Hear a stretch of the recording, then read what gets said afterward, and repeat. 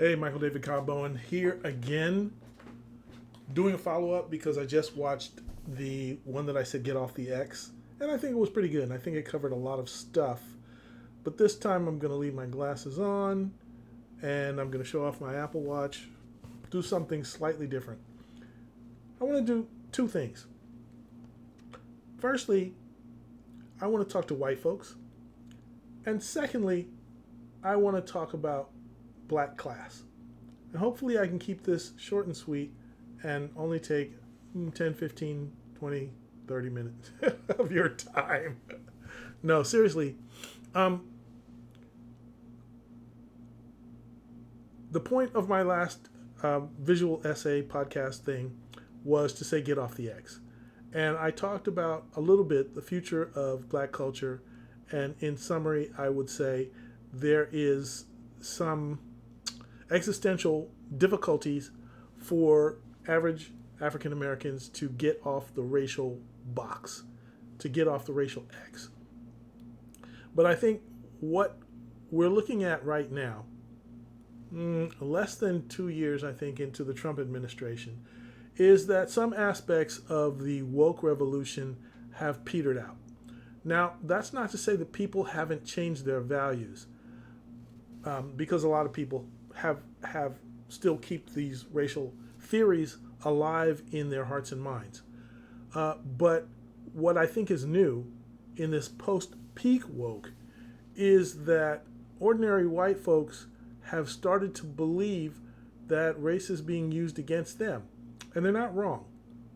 And so I do want to underscore that and hope that, well, let me offer the same advice, which is you are not your race.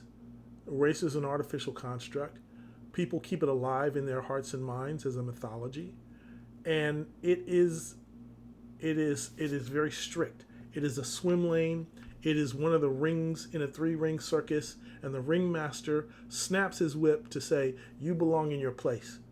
Whether that is a place up, on top of the elephant, or if it's placed down, taming the tiger, or if it's a place that's moving back and forth on the trapeze, that's your act.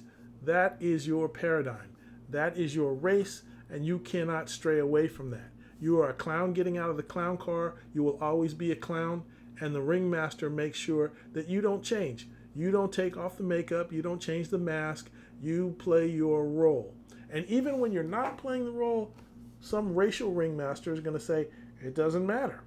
You're one of them. And that always will define you in the history of mankind, because it's all about power and which race has power and which race doesn't have power and which powerful entity takes over the land and redefines everything. Well, that's equally true for everybody. Okay? And I think in America, one of the main identity things that has happened, unfortunately, for political reasons, is that we have reorganized ourselves around race, saying we want a racial reckoning because of something that happened to this guy in Florida or that guy in Minnesota or that guy in Los Angeles. And then suddenly that represents everybody. And there's a credible narrative to those things. But there's a time when you have to just say, yeah, I Love Lucy was a really funny show in 1957. But it's not 1957, and we don't look at things in black and white anymore. Okay? And so I know there is a temptation, and I think, again, this should be obvious, and it shouldn't be very difficult to disambiguate yourself from a racial role where you just say, okay, white people have been persecuted. I think there was somebody named Tony Timpa or something like that who was beat up by cops in the exact same way that Rodney King was. And nobody put his thing out in the press. And I think a lot of people are saying arguments just like that, which is, if a black person would have done this, it would have been all over the news, all over the place. But a white person does it, and nobody pays any attention whatsoever. And I know this is especially happening in the UK right now because of, I think, a kid called Nowak was murdered by a Sikh. And I don't know if he was a Sikh immigrant or a Sikh whatever. The bottom line was he is a murderer. He stabbed the guy 5 times in the chest, and they put the handcuffs on the victim instead of the guy who said, "Oh, I've been racially, somebody knocked the turban off my head." And the UK is going to have to unbury itself from this kind of racial bullshit, just like we've had to do it, and then we got it wrong, and then we swang on the pendulum like, oh, we swing into the black side, okay, now we're going to swing to the white side, and well, these are going to be the victims over here. It's going to be Asians next because Asians got punched off in the city streets, even in Chinatown in New York City.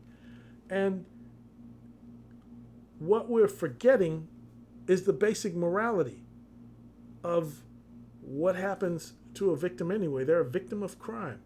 And I am starting to hear something that I call angry white math, where they say, well, you know, black males are committing some percent of the murder in America, whereas white males are only doing this much murder.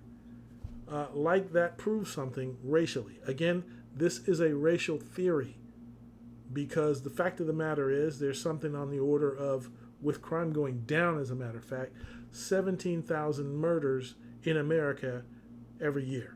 That's kind of the baseline that it's been around that. Sometimes it goes higher. I think it was around 22,000 in the COVID era, and it's a bit lower than that now. Now, there's 320 million Americans. So 17,000 out of 320, and that's nothing like 25% of the black men doing all the crime. That's ridiculous. That's ridiculous. It's less than 1/2% of the people who are convicted murderers doing the crime, and sometimes they're repeat offenders, so it's even fewer than that. All right? So don't start playing these race games when it comes to assigning a racial identity to a type of crime. All right? You can always say, in any stable civilization, 1% of the people are doing all the crime. 1%. Whether they're rich or poor, left or right, up or down, they're criminals. They're crooks. Everybody hates thieves. Everybody hates rapists. Everybody hates murderers. Everybody hates fraudulent con men. All right? Our job is to get rid of those people, get them out of our society, put them away. All right? That has nothing to do with you and me, unless we start playing these stupid race games and start saying, well, we ought to have a second standard and look twice when we see the white people, or look twice when we see the black people, or look twice when we see the Muslim people. All right? That's what gets this started and keeps it going time after time after time, which is giving credence to racial theories. Now, I understand the state of education in America ain't what it should be, and a lot of us don't learn enough math. All right? I watch the trivia shows all the time, and we have a lot of ignorance here. But ignorance is solvable. All right? What you have to do is attack the ethical thing that motivates you to say that. Is it fidelity to your political party that gets you to do this? And whatever it is, you have to get rid of that nonsense. All right? Because you will be corrected. The truth doesn't care who you are. All you can do is identify yourself with X, Y, or Z ideology or party or something like that, and then you're sure. But it is that certainty that gets you wrong. Mark Twain had a great quote about that I can't remember, but you can look it up and ask Claudio or ChatGPT or Perspecity. What's the French one? Anyway. Or DeepSeek, the Chinese one. Or Kimi K2. Or whatever your favorite co-pilot AI friendly whatever chatbot is. All right? And they don't have identities. And they don't play these games. But I'm not ascribing any virtue to AIs. I'm just saying the facts are the facts. And you can't twist them around at your pleasure. Because American society is not going to tolerate it. Because we're always seeking the truth. We're always second guessing. We're always thinking again. All right? We like certainty. Everybody likes certainty. Everybody likes to know what they know. But it's not it's not about that. I'm going to have to put that quote up here by Mark Twain. It's what they know for sure that simply ain't so. And so I'm sending out this message to white folks. And by white folks, I mean person who says, well, yeah, I got this racial identity in America that says I'm white. I don't do anything about it. I don't question it. You know, I know the difference between black and white. I learned it socially, and I can look and see somebody might be look like they're white, look like they're black. And I know, you know, police use that and sociologists use that, and employers now don't use it as much as they used to. But again, it's the ideas that are associated with race that you attribute to somebody without their permission and without being sure, other than the certainty in your head, which is ideological or political or even religious. And America is a different kind of place than that. Whether or not you are doing that right, whether you're being a proper American citizen, dedicated to the proposition that all men are created equal and endowed by their creator with certain inalienable rights, all right? That's what it means. It's still an experiment because we're facing the backlash, the illogical, illiberal backlash against those principles every day. And it always has been the case. But America always tries to be better. And America always tries to face the facts. That's why our science is some of the best in the world, because we're doing it. Philosophically, we're all about that. That's part of the Western philosophical thing. But you know, Confucius was no fool, and there are Chinese who understand the reality of reality as well. My point is simply this. Don't do something like, okay, if I'm white and you're going to treat me like this, then yeah, I'm a racist. Because what you don't really mean is that you believe that you are of a superior race and then automatically your child will be superior to somebody else's child because you know you can't get your child to act right anyway. All right? It means, yeah, I'm trying to fight fire with fire. And I understand that. And that's the same thing that black folks did. Okay? Same thing people who organized with MALDEF here, Mexican Americans. All right? And it's the same thing other people do. They'll use some excuses of person over there's bad behavior. Oh, well, I get to do this too. Okay? So don't do that reflective. If it was a white person, no. If it was a good person. All right? If it was a black person that did that crime over there, then they're a bad person. And we should be against the bad person, and that should be the law. Okay? But I can't make you do any of these things. I don't have the power to do that. I'm not trying to compel you. I'm trying to bring your attention to facts and away from mythology. Okay? Because this is not going to be a country of mythology. If it does, we lost. We might as well just, here, Mr. Putin, you're right. You're the boss. Secondly, to black class.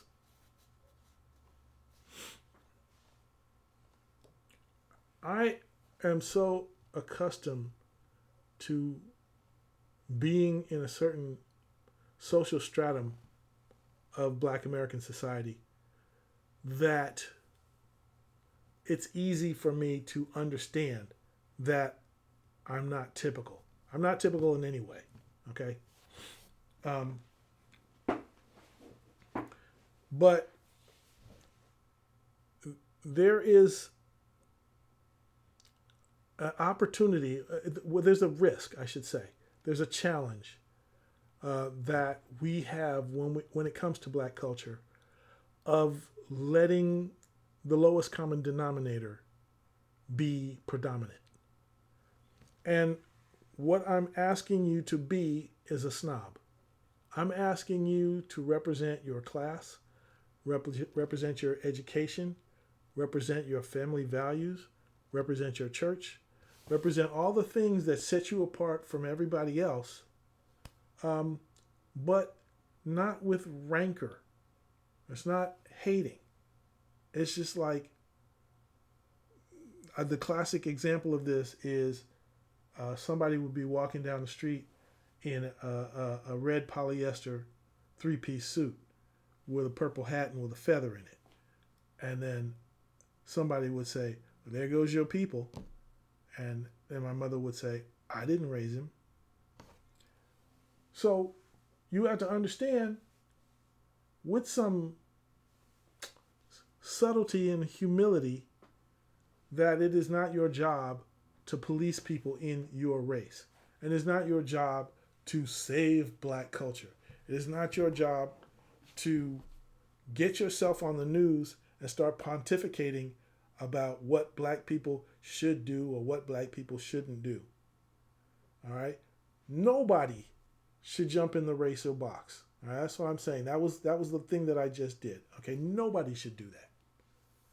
But also everybody should defend their own culture, their own ways, their own self, their own personality, and to a certain extent your neighbors and the people you get along with, but not to be putting anybody else down. Okay? So it was easy, I should say, for my father to be a black nationalist, but he never told us to hate white people. He never told us to distrust white people. And that was nothing I ever had to overcome because I was raised right. Okay?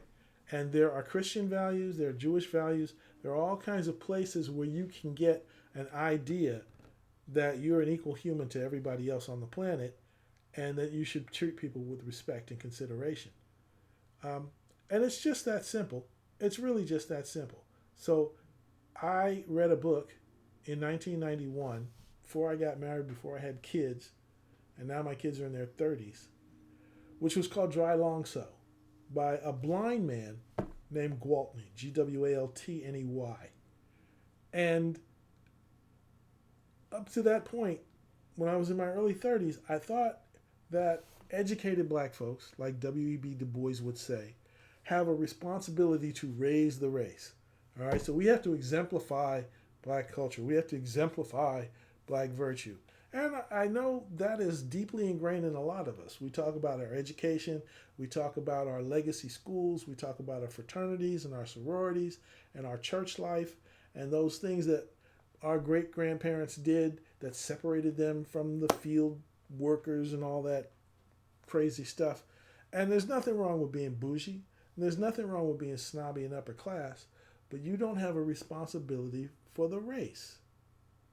The race is a false construct. And so you don't have to go pretending, because it serves the purposes of the people with the racial theorists, that, oh, we all have to take a moment of silence and take a knee for Trayvon Martin, okay? Because we're in the same race as him. Yeah, the human race, but no, you're trying to make a racial point with that. You're trying to make a black political point with that. And fine, have your politics, but don't actually assume that you have responsibility over a race of people. That's crazy. That's absolutely crazy. The only thing crazier than that is people who tell you that they have a responsibility for the climate. Like their politics is going to change the weather on the planet. Therefore, you have to do this. All right? That's crazy. And because it's beyond anybody's capability to do that. And the longer you harp on that same thing, you make it sound like it's a permanent problem, but it's not going to be solved. It's not going to be solved. It's not going to be solved by politics. It's not going to be solved by narrative. It's not going to be solved by ideology. You just have to get over it. That's all there is to it. You just have to get over yourself and stop thinking you're going to lead a race like Moses or like I don't. Oh, come on, what's his name? What's his name? I've been reading about the history of the Middle East and Arab nationalism, and there are successful Arab nationalists, and there are Arab nationalists who failed, and who continue to fail 70 years later, 100 years later. Uh, People got Jordan, Jordan's a country, all right, the Hashemite kingdom, all right, and they got Syria, and now Syria's failing. So, they could use some fresh blood, some fresh ideas, because that stuff is not going to last. It's not going to last. So, I will say this as well: um, kill that anti-Jewish stuff. It's just stupid. It's just stupid. It's just another stereotype where you believe you can't be free until those people over there, that race of people, that group of people, that historical segment of the population changes their behavior. Nobody's got to change their behavior for you. You have to deal with reality as it comes.